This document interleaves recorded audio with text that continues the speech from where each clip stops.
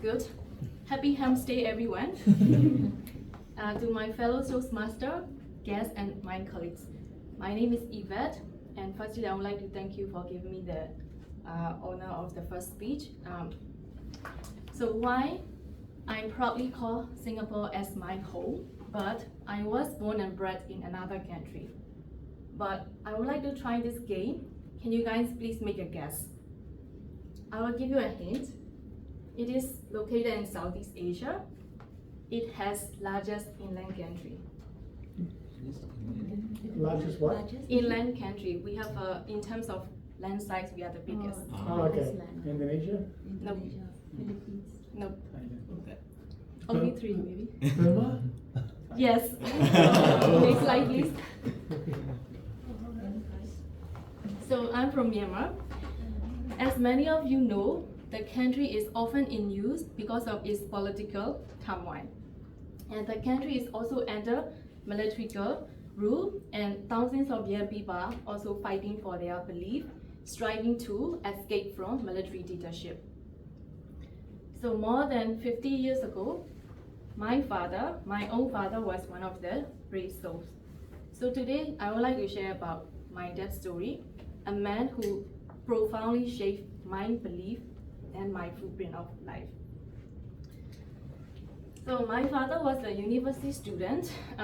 He's a top scholar studying advanced mathematics and computer science in Rangoon University.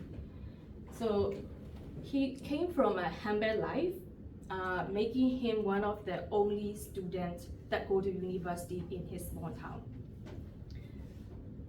Rangoon University at that time was a main top university in Myanmar, alongside with Calcutta University in India. So after he studied, he has already a guaranteed positions in Oxford University to do further research after his university. His future seems very bright. Everything seems lined up for him. But one day, 1971, can you move to the next slide?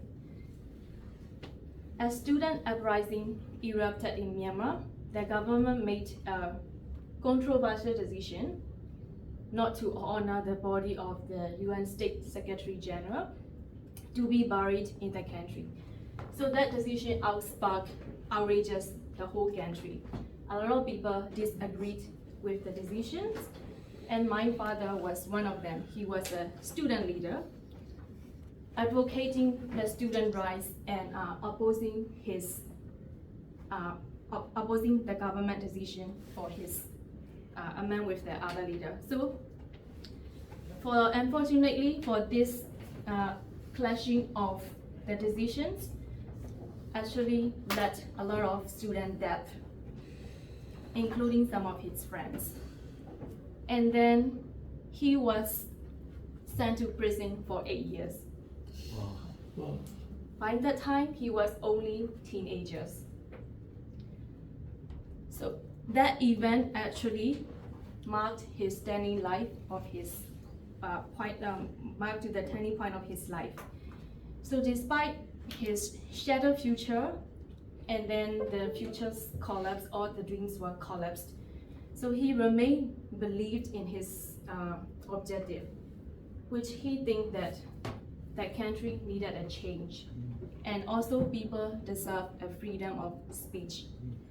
Why his students, after the prison, they escape to the other countries and then have a better life, or to fight for the countries from outside of the country.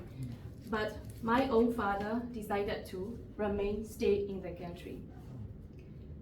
And he realized that he needed to study laws, and he needs to be a master in the law, because he believed that this is the only way of non-violence and then fight and help the people who need for the change within the legal frame. So after release of his prison, he studied law and became a top advocate in the country. So since then, my father has been helping a lot of families who have been suffer from the political military dictatorship reason. So he's helped out a lot of families. So this is him. Unfortunately, Myanmar has gone through a lot of a political uprising, and then my father went to prison so many times. So I remember one day the soldier came to my house and then took my father away for questioning. And then he told me that not to worry because he didn't do any things against the law. But I know military didn't need a reason to detain him to be in the law, but because of his deep knowledge in the law and then also his participation on the non-violent uprising, so the military couldn't detain him longer, so they have to eventually release him for the speech. So I know my dad has devoted his whole life standing for justice and also helping the people, especially the families who was affected by the military regime. So his unwavering commitment until this day has been a guiding star for so many families. So as people may have like a different opinions about his life choices. When I was a kid, I also wondered why he didn't flee away. But as I grew older, I know my dad as a man, he's devoted his life to his belief, and then he's a righteous man, and then he's very faithful to his political colleagues. So as he may not have been like an easy and comfortable life for his whole life, but he's been living a fulfilling one.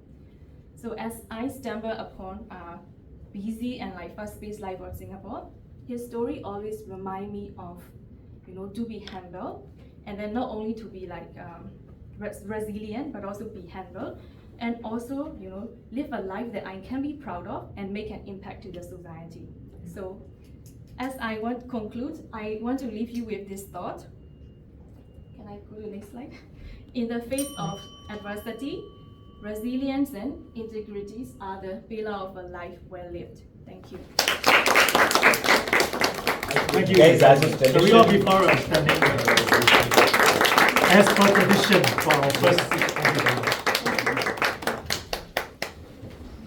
Alright, so we have completed our prepared session.